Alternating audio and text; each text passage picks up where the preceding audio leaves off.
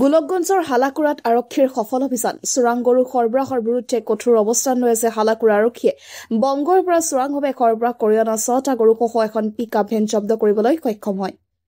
AS17C4435 নম্বৰৰ উল্লেখিত pickup ভেনখনেৰে কৰিপুৰ অভিমুখে গৰু কঢ়িয়াই নিয়া অৱস্থাত গোপন সূত্ৰৰ ভিত্তিত অভিযান চলাই বাহনখন আটক কৰে আৰক্ষীয়ে। যদিও অপৰাধী চক্ৰৰ চালক আৰু হেণ্ডিমেন দুয়ো ঘটনাস্থলীৰ পৰা পলায়ন কৰিবলৈ সক্ষম হয়।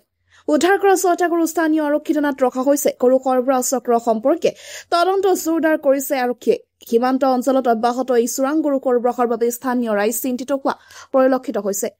গোলকগঞ্জৰ পৰা Tapan Roy report North East Frontier news.